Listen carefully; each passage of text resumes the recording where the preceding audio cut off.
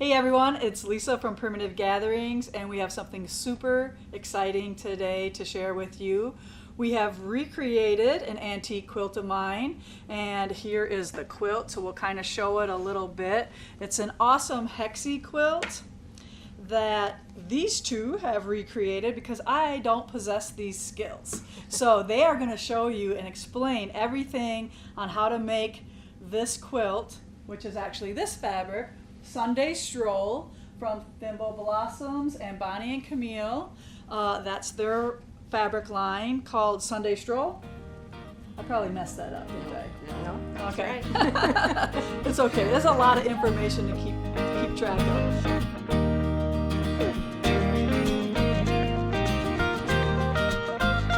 But so this was our inspiration, and as you can see, there was a consistent two fabrics, one in the middle, a red, and then the kind of a drab floral print here. So in our recreation, we found this much prettier fabric here as kind of the drabby looking solid, and then the red here, pin dot, as our center.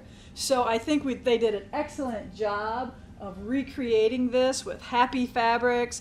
And guess what? We are going to raffle this quilt off because it's a fundraiser. You girls generously donated their time for putting this together. So look for this in our future as a raffle for our Hogs for Heroes. So that's super exciting. And the name of it is called Hexies for Heroes. And we are going to be doing an EPP sew along block of the month with this too as well. So if you see this and you have no idea what we're doing, get a hold of us and see if you can still get our kit, and you can make this with the instructions that the girls are going to help you with today. So anything else I missed or we need to add? No, I think you got it all. Okay. All right. Do you want to talk about any, do we need this yet, or? Yeah. When we put this together, we followed as much as we could on how this was assembled. The top and the bottom, they did differently than the sides. So the top and the bottom are left raw edge, and so that when you put your binding on, you have a hexie that looks like a normal size hexie. But on the side, because of the cutting the blocks in half, you couldn't really do that. So that's the only thing that we wanted to make sure that you saw and kind of understood. Kind of pointed it out. Yeah. And your But we did the hexies on same. the side are actually a little bit more substantial than what they Correct. had there. Correct. Okay, so that's kind of the only difference is what you're pointing out. Right. Okay, awesome. So we'll move this aside. All right, I'll get it out of your way.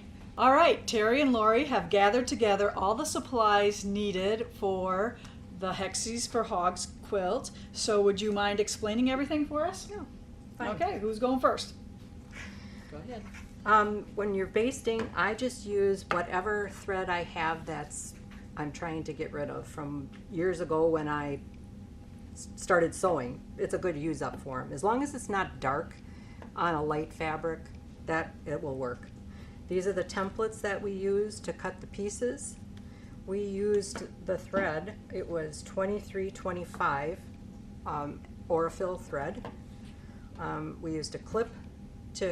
used a clip to hold the fabric to the paper as I'm basting them together. I use Lisa's binding needles for stitching, and you used what? The size 10 Milner's. Needles. You used magnets in place of the clip and a pin, Right. and obviously a scissors. For punching the holes in the paper pieces, you can get a 1/8 inch paper punch at Joann's. And then your hexie papers will come in a big bag like this. And we have a paper kit for this, right? Correct. Okay. Correct. So yeah, so anything that you see here will be linked in the description under the video. So everything in here, you will be able to get the exact link for what the girls use. And remember, they're doing two different methods. So watch the video and see what method works for you, or you might want to try them both because there's not a lot of investment. You're not buying a lot of glue or anything like that. So when you watch the video, the girls explain which method they use, and it's a really good description of how to get it done. Yep. All right, so those are all the tools needed for, what's that? The big ruler. Oh, the big ruler. We forgot the ruler. A 60-degree ruler, basically, is what you Yes, need, right? yeah. A 60-degree triangle. So there's one that's about 8 inches too, and then this is the 12, right? Will the 8 work as 12. well? I think the 12. I Okay, think so the too. 12. I think they were a little bigger. The large Okay, and then triangles. show them the other one that you used. If you already have this one, this is the one Terry already had at home, and she used this one and used some tape to mark it off, Right. right? Right. Yeah. That worked I fine placed too. it on here. And Yeah, then so put a sometimes piece you of can just tape. make things work. Right. So yeah, so this is what this one looks like. The Hexamore, I think this is a Jaybird one, is that Yes, what this is? yes. Yeah. This one. Yeah, or any of the other, you might already have some of these at home, so just make sure that it's a 60-degree equilateral triangle. All right, so now, And oh, one how more thing. about Oh, freezer paper. 2 layers of freezer paper? Yeah, so that's another little product that you just find in the grocery store in the paper section where all the Reynolds wraps and all that stuff is the freezer paper. This All was right. the first time I ever used the freezer paper for a template, and it Temp- worked really yeah, good. It was surprisingly, they do amazing. work really well, Yeah, right? it did. And sometimes you can even iron them on your fabric. I've used that Yep, too as right. well. Right. You did kind of iron Yes. it on a Yeah. little bit. That held it Yes. in place. So. All right, so these are all the supplies you need. Stay tuned for the video. First of all, we starched our fabric. There should be enough in the kit for that. And then we punched a hole in the center of our hexagons. This works for putting a pin through when you attach it to your fabric. And it also helps at the end when you want to take the papers out, you can put a crochet hook or the end of the scissors in there to pull the paper out. So to cut the Hexies, we cut a strip the width of your point to point. And then after this, there's 2 strips, and out of 1 strip you should get your 12 pieces for 1 block. So the second strip is for the second block. And after your strip is cut point to point, then you can turn your template and you can either cut your shape of your hexagon right away, or you can cut it into slices and then take those slices and cut your corners off.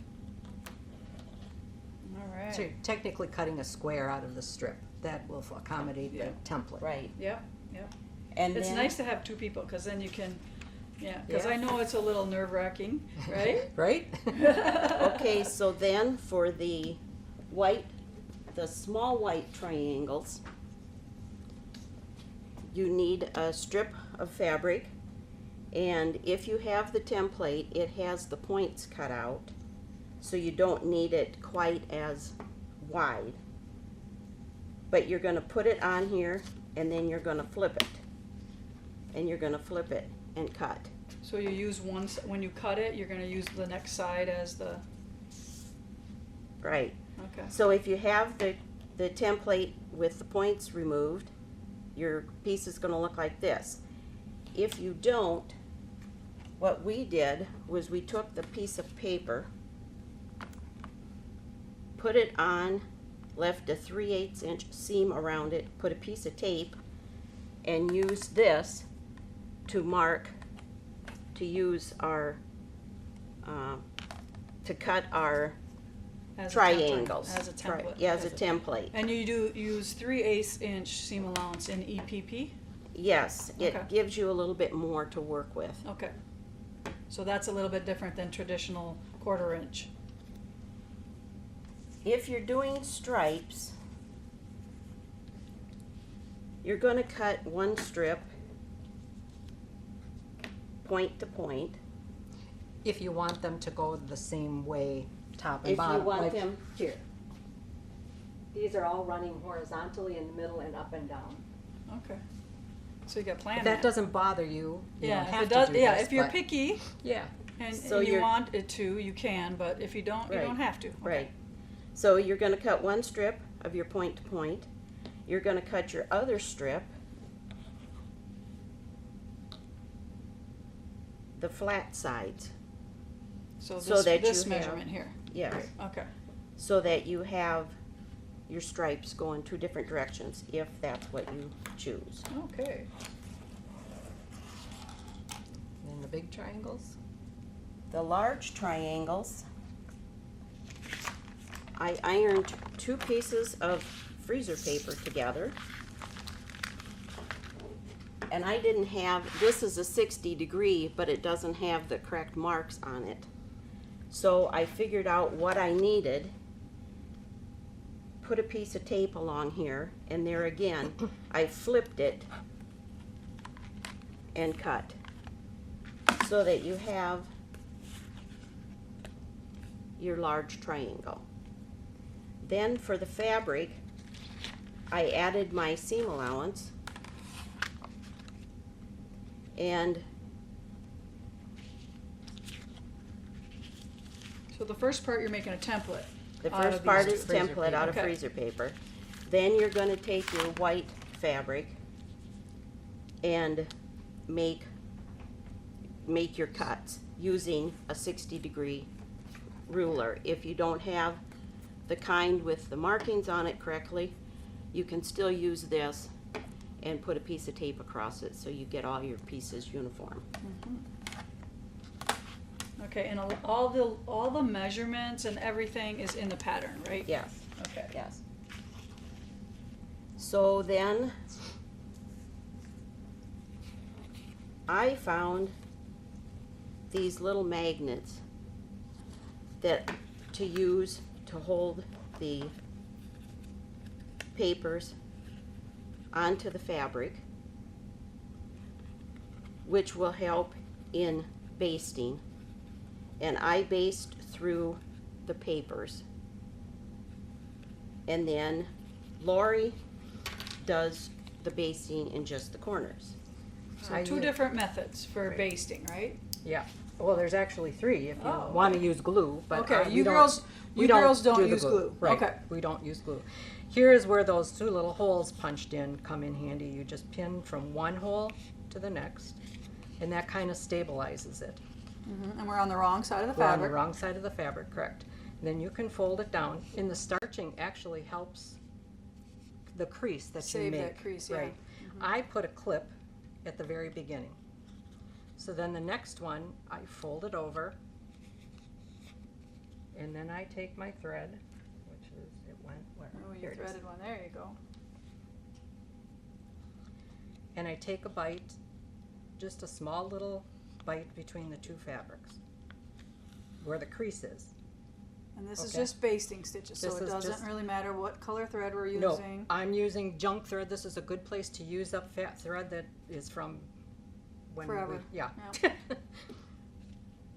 And then you take another bite in the same spot, and that locks in that stitch. And then you can go over and do the next one. Take your little bite. So you just bite those corners. You're right. And Terry stitches little stitches through the paper all the way, huh? I go through the paper. She goes like this. So she She stabs. goes I go through through. the center because I think I pull my stitches when I'm putting the Hexies together. I pull my stitches tight, which kind of pulls in that seam allowance, Okay. distorts the seam allowance. So if you do it this method, you're holding that Last corner. corner. If you're doing the way Terry does, do you go down through Yeah. right in that corner? And that kind of locks that stitch in as well. Okay. And then I come up this corner. Come on, up on here? the opposite side. Okay. Yeah. Oh, okay. So like double. So she is, Yeah. she's doing basically the same thing, but she's going through the paper all the way Right. through. And you just hit the little fabric corners. I just hit the little fabric Okay. corners. So two different methods that you can Right. choose which one works for you, The- and either of them will work, right? Right, either one will work, and as well as gluing does too. I don't Right. know how that works, but the advantage to this method is when you take this out, when It's you have not it all gonna- done, you can pop this out without undoing your stitching. Undoing stitches. Okay, so Terry's putting holes in the paper and Right, you're not. and I am not. Okay. And you can reuse them. Right, But I yeah. mean, you can reuse them even if you stitch through Right, them. but it's easier to get out. Right, you Okay. don't have to. So Right. Terry do would have any to of that clip kind of hers stuff. to Correct. take them Right. out. Correct. Okay. Right. And the triangle's the same thing. If I think this is how it works, if you are right-handed, this is the way it works in my experience. When you're right-handed, you go counterclockwise. If you're left-handed, you go clockwise. And if you do the same thing with the triangles, you can just through that little hole take a little bit of a bite, and then again use your clips and do the same thing. But you want to do it the same way all the time, Wanna so that flip your little ears all are going the same direction, like this. Okay. Say they're this way, So when this you way, put and them this together, way. they So when- oppose. Correct. Oh, They aren't. okay. You aren't Yep. butting into each other with the wrong way. Awesome. And we found that the size of the triangles, it helped to actually baste through the papers. Right. You can't use that. Because they're so little. Correct. Correct. Right. Cool. And then you do the same thing with the big triangles. Exact same thing. But there you go through the paper as well, because that's such a long Long. span. Okay, so you only do this on the Hexies. Hexies, On right. the corner base. Correct. Okay. Correct. Perfect You- sense. Yeah. Because there's too much of a span here. Even That little bit. that little bit this will tug. Okay. So that's what we found anyway. Yeah. And then when you come to sewing the thing together, we would lay the block out like in vertical lines. So And- you stitch these together, then these Correct. together, and then the rows And together. then the rows together, and keep the block going to the right if you're right-handed and left if you're Oh, left-handed, That's a good tip. so that you don't have so much bulk in your hand. Okay. After you have all your pieces basted to the hexie paper, it's now time to start sewing the pieces together. We laid out the block like we had showed before, and now I'm ready to start stitching. And we use a whip stitch, and we also use the method called flat back. So I use these little clips that helps to hold the piece in place a little bit. It doesn't work perfect, see? But it helps give you a little stability. And you come up into the hexie, right into the corner. And then you're going to do the same thing with the corner of the triangle. So you're coming up into that corner and pull it through. I gotta reposition my clip here. After you've got it into the corners, you snug it up, and then you could take a little bite in the hexie and then a little bite into the triangle. Pull it close. Another, and you just keep working your way down the piece. You have to get them kind of close together, but I mean, you don't have to be real right on top of each other. They hold pretty well. If I'm doing this at home, while I'm watching TV, I usually put a pillow on my lap that brings it a little closer to me, and it gives you something to rest your arms on. So you're just taking a little bite in the green and a little bite into the white, which is your triangle. And you just keep working your way down. When you get to the end, you can add another. Like if, say I'm done already. So then I take another triangle and put it here, using the clip on the bottom, and just continue on. Then after we have all the blocks done, you can take out, do you have papers in yours yet? No. Once you have a block done, you can take out all these and Inner this, ones. all the inner triangles, so that you have extra papers. You can reuse them. So tell us a little bit about the papers. Like, how many did you use? Did you use the whole pack that we provided? Did you? The big pack. Okay. Yeah. And we reused them. And towards the end, some of them were starting to get kind of Yeah. worn, I guess Okay. you could say. So then when you're done, when you've got your blocks together and you want to do a row, we added the triangles, the big triangles, to it. And what I did was we would stitch a few stitches in the beginning and a few stitches at the end, so that you anchor it, and if there's a little bit of a discrepancy, you can work with it. If you, because it can be stretchy, the fabric can be stretchy, so you want to anchor it so that it just worked better. You know, add that one and then that one, and you can kind of roll these as you're getting to do that. You know, it rolls pretty good. And then after you've got your rows together, then you start stitching the rows to each other. The top row here is where we said we left it open, and on the side rows we folded them under so it would look like, Your seam allowances. yeah, the seam Okay. allowances are So are this under. you leave open to stitch to the next row. These ones, This was the top top of the row. and the bottom of the quilt. When we basted Oh, these okay. Hexies, when we The- basted right. the the Hexies, outer edges. we Out left top and the bottom row. Edges, okay, And I the got it. side rows, we treated them just like a full hexie that you, And then you trimmed them later. correct. Okay. Right.